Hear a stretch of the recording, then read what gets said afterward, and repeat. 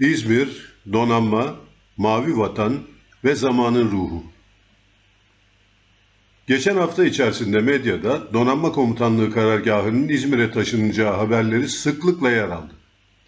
8 Ağustos 2024 tarihinde açıklanan ve medyada yer alan 2024'de 258 numaralı atama kararnamesinde donanma komutanlığı yardımcılığı kadrosunun yer alması bu haberlerde önemli rol oynadı.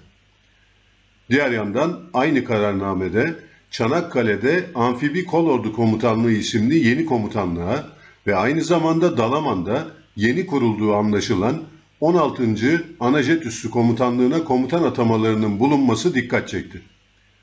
Baştan söyleyelim. Bu gelişmelerin Mavi Vatan kapsamında zamanın ruhuna ve Türkiye'nin jeopolitik yönelişine önemli etkileri vardır. Türkiye coğrafyası bir deniz coğrafyasıdır. Türkiye, yarımada devleti olarak coğrafyası ve tarihinin ipoteği altında bir devlettir. Eşsiz coğrafyası, yüzyıllardır jeopolitik kaderini şekillendirmiştir. Güçlü olduğu dönemlerde bu seçkin coğrafyayı kendi çıkarları, refahı ve mutluluğu için kullanabilmiş, ancak duraksadığı, gerilediği ve çöktüğü dönemlerde coğrafyası emperyalizm jeopolitiğinin birinci hedefi olmuştur. Zira bu coğrafya kıtaları, denizleri ve havzaları birbirine bağlayan kilit ve eşitler arasında birinci olan bir coğrafyadır. Yazılı tarihin en uzun bölümleri bu coğrafyada ve çevresinde yazıldı. Pek çok kapının anahtarı bu coğrafyadadır. İki yarımada üzerinde doğu-batı ekseninde uzanan bu vatanda denizi ihmal ederek yaşamının bedelini toprak, can ve onur kayıpları ile ödemiş geçmiş mirasa sahibiz. Bu bedeli sadece 1000 yıllık Türk yurdu Anadolu'da değil, aynı zamanda Osmanlı döneminde evladı Fatihanların yerleştiği Türk yurdu olan her alandan geri çekilmelerde, göçlerde, katliamlarla yaşadık. Balkanlardan, Mezopotamya'dan, Kafkasya'dan, Kırım'dan, başta Girit olmak üzere Ege adalarından geri çekilmeler, büyük kitleler için vatansız kalmanın acı örnekleridir. Osmanlı döneminin yöneticileri tutuculuk, cehalet ve hatta zaman zaman ihanet içinde denizle iç içe olmanın ve deniz jeopolitiğinin gereklerini yerine getirememenin bedelini tebaasına çok ağır ödetmiştir. Örneğin Girit'te Türk katliamı devam ederken 1897 Türk-Yunan Savaşı'nda karada zafer kazanmış olmamıza rağmen donanmamız olmadığından Girit'i terk etmek zorunda kaldık. Ege adalarının pek çoğunu 1913 başında Yunan donanmasının 3-4 büyük ve etkili savaş gemisi tehdidi karşısında kaybettik. Değil donanma, 2. Abdülhamit sayesinde adalarda katliama uğrayan Türklere yardıma gidecek şalopa bile yoktu. O günlerin yılgınlık, kızgınlık ve hatta öfkesiyle genç bir deniz subayı Ali Haydar Alpagut'un Donanma İstemezük isimli ünlü makalesinde yazdığı şu paragraf her şeyi özetliyor. Denizler tükenmez bir servet ve kuvvet menbaasıdır. Osmanlı milletinin tabiatında ise denizcilik olmayabilir. Ancak öyle bir memlekette oturmaktadır ki o memleket stratejik, politik ve ekonomik durumu itibariyle denizlere hakim bir milletle var olmak ihtiyacındadır. Osmanlı Asyası kendisine böyle bir sahip buluncaya kadar keşmekeşten kurtulamayacaktır. İnsanlar tabiatın kanunlarına uymazlarsa yaşayamazlar. Osmanlı Türkleri ya denizci olmaya veya eski vatanlarının kızgın çöllerinde çobanlık etmeye mahkumdur. Şüphe yok ki Osmanlı yönetiminin imzaladığı Sevr Anlaşması yürürlüğe girseydi, bugün o kızgın çöllerde çobanlık ediyorduk. Türkiye jeopolitiğinin ana çerçevesini çizen çevre denizlerimiz, kontrol altında tutulmadıkları takdirde Anadolu'ya en büyük tehdidi oluşturur. Sevre döşenen yolun taşlarının denizdeki kayıplarımız ve donanmasızlık olduğunu unutamayız. Kurtuluş Savaşı'nı kazanmamızın ana etkeninin de Karadeniz'de her türlü yokluk ve güçlüğe rağmen idame edilebilen deniz nakliyatının olduğunu unutamayız. Demek ki deniz kaybedildiğinde felaket, lehte kullanıldığında güven getiriyor. Atatürk ve donanma. Çöküşün karanlık ve acı mirası üzerine kurulan Kurtuluş ve Kuruluş mirası, Türk'ü Atatürk sayesinde tekrar denizle buluşturdu. Bugün donanma gücü ve denizcilik gücü kapsamında neyimiz varsa kuruluşun mirası üzerinden geliştiğini hatırlatalım. Türk deniz gücü, Cumhuriyet'le el ele sürekli gelişme göstermiştir. Her ne kadar 1946 ve özellikle 1952 sonrası NATO üyeliğimiz bağımsız jeopolitik seçeneklerimizi kısıtlamış olsa da 1963 Kıbrıs, 1975 Ege sorunları milli reflekslerimizi tetiklemiş ve deniz kuvvetleri özellikle Karadeniz'de NATO politikalarından çok milli politikalara yönelmiştir. Bu durum, üç kuvvet arasında savunma sanayinin millileşmesinde donanmanın öncü rol oynamasını da tetiklemiştir. Tabii bu öncülüğün bedeli FETÖ ve ortaklarının birlikte planlayıp icra ettikleri kumpas davalarla ödenmiştir. Mavi Vatan ve önemi.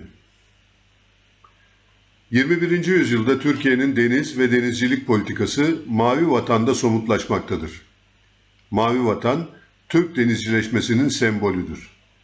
Mavi Vatan, kıta sahanlığı ve karasularımız başta olmak üzere ilan edilmiş veya edilmemiş tüm deniz yetki alanlarımızın adıdır. Mavi Vatan aynı zamanda denizcileşmemizin doktrinidir. Deniz gücümüzü ve denizcilik gücümüzü nasıl geliştirmemiz gerektiğinin yol haritasıdır. Donanmanın açık denizlere yönelişinin somut bir dışa vurumu, Batı hegemonyası yani Amerika Birleşik Devletleri, Avrupa Birliği tarafından karaya itilmeye karşı bir manifestodur. Bu manifesto 1 Eylül 1922 sabahı Başkomutan Mustafa Kemal Atatürk'ün ordularına verdiği ilk hedef Akdeniz'dir mesajıyla başlamıştır. Bu mesaj, Anadolu'nun denizlerle buluşmasına yönelik bir jeopolitik direktif, Anadolu'nun Akdeniz ve okyanuslarla olan bağlarını koparan son 11 yıla ve Sevr zincirine bir başkaldırıştı. İkinci Adam İnönü'ye göre Gazi, bu emirle meydan muharebesinin sonucunu ifade eden hedefi değil, Akdeniz siyasetinde ve uygarlığında Türk milletinin layık olduğu yüksek mevki hedefini göstermişti. Bu emir aynı zamanda kapitülasyonlara bir başkaldırı, kabotaj hakkını sahiplenmenin de bir manifestosuydu. Cumhuriyetin deniz kazanımları. Atatürk, Lozan sonrası Cumhuriyet donanmasının güçlenmesi için kısa sürede tedbirler aldı. Türk deniz jeopolitiğine emsalsiz katkılar sağladı. 1936'da Montreux Sözleşmesi ile 13 yıl aradan sonra Boğazların tam ve kesin egemenliğini geri aldı. 1938'de Hatay'ı Türkiye topraklarına katarak İskenderun Körfezi'nin tamamen Türk egemenlik alanına girmesini sağladı. Vefatından bir yıl önce de Kıbrıs için bu adaya dikkat ediniz, kaybedilirse ikmal yollarımız tıkanır direktifini vermişti. Diğer bir deyişle vefatından önce deniz jeopolitiğimiz için çok değerli ve önemli iki hamle yapmıştı. Deniz jeopolitiğimize üçüncü hamle 1974'te Kıbrıs Barış Harekatı ile geldi. Dördüncü hamle 1975'te başlayan Ege kıta sahanlığı sorununda uygulanan Gambot diplomasisi ile beşinci hamle 1982'de başlayan Ege karasuları krizinde 6 Haziran 1995'te Türkiye Büyük Millet Meclisi'nin Bakanlar Kurulu'nun verdiği casus belli olarak yorumlanan yetkiyle 6. hamle 30 Ocak 1996'da sonlanan Kardak kriziyle 7. hamle 17 Mart 2002'de Doğu Akdeniz'de kıta sahanlığımızda Kıbrıs Rum kesimi için faaliyet gösteren Northern Access isimli geminin savaş gemimiz tarafından saha dışına çıkarılmasıyla 8. hamle Soğuk Savaş sonrası Amiral Vural Bayazıt ve karargahı tarafından hızla başlatılan millileşme hamlesinin devamı olan ve 27 Eylül 2011 tarihinde merhum 20. Deniz Kuvvetleri Komutanı Oramiral Özden Örneğin büyük eseri Milgem 1. Korveti TCG Heybeliada'nın donanmaya teslimi ve onun varlığında somutlaşan platform, silah ve sensörlerde millileşme ile 9. hamle 27 Şubat 2019'da başlatılan tarihimizin en büyük ve kapsamlı deniz tatbikatı olan Mavi Vatan 2019 tatbikatı ile 10. hamle 18 Mart 2020 tarihinde Birleşmiş Milletler'e deklare edilen Doğu Akdeniz kıta sahanlığı koordinatlarımız ile geldi. Okyanus ve denizler yüzyılındayız. 21. yüzyıl Asya'nın öne çıktığı, okyanus ve denizlerin bir nevi meydan okuma ve hesaplaşma alanına dönüştüğü bir yüzyıldır. Küresel düzenin 1946 sonrası hegemonu Amerika Birleşik Devletleri ve ortağı Avrupa Birliği'nin güç kaybına uğradığı ve çok kutuplu dünya sisteminin kurulduğu yüzyıldır. Bu kapsamda Türkiye'nin 2019 sonrası mavi vatanına görünürlüğü yüksek şekilde sahip çıkması, savunma sanayinde donanmanın harbe hazırlık ve milli donanım sahipliğini geliştirmesi son derece önemli gelişmelerdir. Her iki gelişmenin de Anglo-Sakson denizci hegemonyayı ve içimizdeki mandacıları son derece rahatsız ettiğini vurgulamak gerekir. Donanma ve İzmir. Donanma Komutanlığı'nın karargahının bugünlerde İzmir'e gelecek olması değerlendirmesinin yapılmış olması, esasında Türkiye'nin açık denizlere yönelişi bakımından ciddi, sembolik ve stratejik değer taşımaktadır. İçinde bulunduğumuz teknolojik ve operatif yeteneklerin sunduğu ortamda gerçekte Donanma Komutanlığı karargahının nerede olduğunun bir önemi yoktur. Deniz gücümüzün operatif karargahının İzmir'e yani Ege'ye taşınmasının verdiği jeopolitik mesaj önemlidir. Donanmalar, amirallerin ve komutanlarının niteliği, gemi sayıları, savaş yetenekleri ve üsleriyle arkalarındaki endüstriyel, finansal ve insan gücü kaynakları kadar güçlüdür. Donanma Komutanlığı ve ana deniz üssümüzün 1924 sonrası Gölcük'te olmasının temel nedeni, Lozan sonrası askersizleştirilmiş olan İstanbul bölgesi dışında hem yaralı Yavuz'u havuzlayıp tamir etmek için bir tersane bölgesi ihtiyacı, hem de Osmanlı'dan arta kalan donanma gücünün İzmit'te bulunan kapasitesi sınırlı ve lodosa açık deniz komutanlığı dışında üstlenme ihtiyacıdır.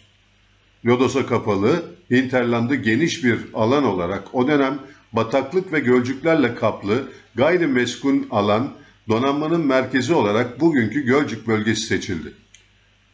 1949 yılında Anadolu fayının buradan geçtiği öğrenildiği halde üs ve tersane başka bölgeye taşınmadı.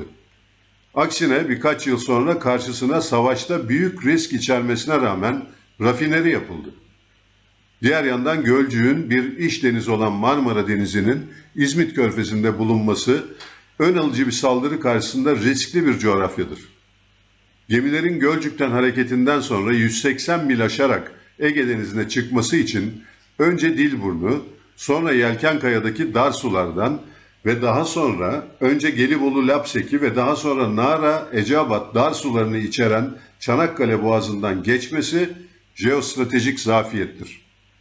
Bu durum kriz yönetiminde donanmanın denizaltıları ve büyük su üstü muharip gemilerinin kriz alanına intikal ettirmesinde ortalama 9 ila 15 saatlik zaman harcamasına neden olur. Ciddi bir kayıp ve aynı zamanda açık deniz alanına erişemeden muhasım tarafından önlenme seçenekleri sunan bir konuşlanmadır. Donanmanın Gölcük dışına çıkması. Donanma ilk kez 1963 Kıbrıs Kanlı Noel katliamından sonra Marmara dışına çıktı. Harp filosunun ve denizaltı filosunun Mersin rotasyonları başladı. 1973'te Mersin'de çıkarma birlikleri teşkil edildi. Daha sonra 1975'te yaşanan kıta sahanlığı kriziyle Ege'de, Uzunada, İzmir ve Foça'da rotasyonel ve sabit konuşlanma başladı. 1975'te Ege Ordusu kurulduktan sonra 1981'de çıkarma filosu Mersin'den Foça'da sabit konuşlanmaya geçti. Donanma unsurlarının Gölcük dışına çıkması ile ilgili en büyük gelişme 1990'lardan itibaren Aksaz deniz üssümüzün Ege ve Akdeniz'in buluştuğu stratejik bölgede faaliyete geçmesiyle başladı. 1991 Ocak ayında başlayan 1. Körfez krizinde üssün ihtiyaçlara bağlı olarak gelişmesi hız kazandı ve firkateynlerle hücum botlarımız bölgede rotasyona başladılar. 17 Ağustos 1995 tarihinde Güney Görev Grup Komutanlığı kuruldu ve 1997'de denizaltı filosunun 4 denizaltısı sürekli olarak bölgede konuşlandırılmaya başlandı.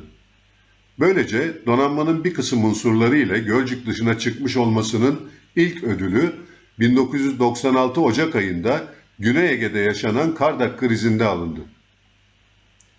Güney Görev Grup Komutanı Tuamiral Aydın Gürül emrindeki unsurlar ile Kardak kayalığına ilk müdahalede Yunan kuvvetlerine karşı sürpriz ve stratejik üstünlük sağladı. Bu gelişmeyi 17 Ağustos 1999 tarihinde yaşanan Gölcük depremi takip etti. Deprem sonunda Gölcük ana üssümüz büyük hasar alınca sonuç değişiklikleri kaçınılmaz oldu. Harp Filosu Komutanlığı'nın ve denizaltı filomuzun çoğunluk unsurları Gölcük dışına çıkarak Aksaz ve Karadeniz Ereğli'ye, mayın filosu Erde'ye intikal etti. Lojistik destek gemilerimizin bir kısmı da Aksaz ve Foça'ya intikal ettirildi. Böylece donanmamız deprem yaralarını sardığı 2-3 yıl içinde Gölcük'te çok az sayıda gemi bulundurarak ancak savaş zamanı yaşanacak dağılmayı ve konuşlandırmayı başarmış oldu. Bu kapsamda başta Aksaz ve Foça olmak üzere söz konusu üslerimizde bulunan lojman, okul, hastane ve büyük şehirlere yakınlık gibi faktörler de gemi ve karargah personeli aileleri için önemli katkı sağlamıştır. Bu durum, donanma komuta karargahının Gölcük haricinde başka bir mevkide bulundurulma seçeneğini ortaya çıkarmış, o dönem Aksaz, İzmir ve Antalya karargah çalışmalarında gündeme gelmiştir. Donanma her yerde. Akan yıllar içinde bugüne geldiğimizde Ege ve Doğu Akdeniz'de ortaya çıkan ve hayati jeopolitik çıkarlarımızı etkileyen krizler nedeniyle donanmanın yüzer, dalar ve uçar muharip unsurları ağırlıklı olarak Yarımadamızın kıyılarında konuşlandığını görmekteyiz. Kuzey, Batı ve Güney görev grupları şeklinde teşkilatlanan donanma unsurlarımız bugün her yere dağılmışlardır. Çevre denizlerimizde oluşacak krizlere Karadeniz Ereğli, İstanbul Boğazı, Çanakkale Boğazı, Foça, Marmaris Aksaz, Antalya, Mersin ve İskenderun'dan kısa sürede erişecek durumdadır. Jeopolitik ağırlık merkezlerimiz. Türkiye'nin 21. yüzyılda Ege ve Doğu Akdeniz'de uğraşacağı 3 hayati ve temel deniz jeopolitik ağırlık merkezi şunlardır. Mavi vatan sınırlarımızın korunması, güneyimizde denize çıkışı olan kukla bir Kürt devletine izin verilmemesi, Kuzey Kıbrıs Türk Cumhuriyeti'nin tek bağımsız Türk ada devleti olarak varlığını devam ettirmesi ve Montreux Sözleşmesi'nin lafzına ve ruhuna sahip çıkılmasıdır. Bu ağırlık merkezleri sadece yaşayan nesilleri değil, henüz doğmamış olan nesilleri de ilgilendirmeye devam edecektir. Kısacası donanma ve Türk denizcilik gücünün bir kriz ve savaş anında ağırlık merkezi batımız Ege ve güneyimiz Akdeniz olacaktır. Donanmanın emrindeki görev, kuvvet gruplarını gerek idari gerekse operatif yönetme, olanak ve yetenekleri için günümüz koşullarında vatanımızın her satı uygundur. Ancak bu merkezin İzmir'de olmasının stratejik ve tarihi anlamı büyüktür. Zira İzmir, 11. yüzyılda Türk deniz gücünün doğum yeri ve Kurtuluş Savaşı'nda 9 Eylül 1922'deki büyük zaferin doğum yeridir. Diğer yandan amfibi Tugay'ın 3 Tugay'a sahip olarak bir kolordu haline dönüşmesi ve bu Tugayların İskenderun'dan Çanakkale'ye kadar Türkiye'nin en sorunlu 2 deniz alanını çevreliyor olması çok önemli ve stratejik mesaj içeren bir gelişmedir. Kolordu'nun karargahının Çanakkale'de olmasının da sembol değeri çok yüksektir. Bu gelişmelere Dalaman'da 16. Anajet Üssü'nün kurulmasını da ekleyelim. Dalaman Üssü, kriz ve savaş durumunda muharip uçaklarımızın kısa sürede hareket alanına erişecek şekilde konuşlandırılmaları Türkiye'nin 20. yüzyıldaki stratejisi ve tabii ki Mavi Vatan'la tam uyumlu gelişmelerdir. Bugüne tavsiyeler. Bugün için deniz cephesinde tek eksiğimiz yazılarımda her zaman vurguladığım üzere Kuzey Kıbrıs Türk Cumhuriyeti'nde ileri üst ve Doğu Akdeniz'de büyük çaplı onarımlara imkan tanıyacak büyük bir sivil tersanenin yokluğudur. Diğer yandan Türk Deniz Gücü'nün tarihsel ve kurumsal mirasının korunması ve geliştirilmesi en az donanmanın savaş gücünü geliştirmesi kadar önemlidir. Bu çerçevede Heybeliada'daki deniz sitesinin kısa sürede açılması, askeri hastanelerin tekrar faal hale geçirilmesi elzemdir. Ayrıca Kasımpaşa'da son 400 yıldır Türk donanmasına ev sahipliği yapmış olan Divanhane'nin eski Bariye Nazırlığı, sonradan Kuzey Deniz Sağ Komutanlığı binası, 18. yüzyıldan bu yana donanma emrinde kullanılan Cezayirli Gazi Hasan Paşa kışlasının siyasi irade ile el değiştirmesine son verilerek deniz kuvvetlerine, yani tarihin sorumluluk ve sahiplik yüklediği asli kuruma iadesi gerçekleştirilmelidir. Cem Gürdeniz. Rehberimiz ufuklara koşuyoruz. Yüreğimiz hayra kaçtı. Ya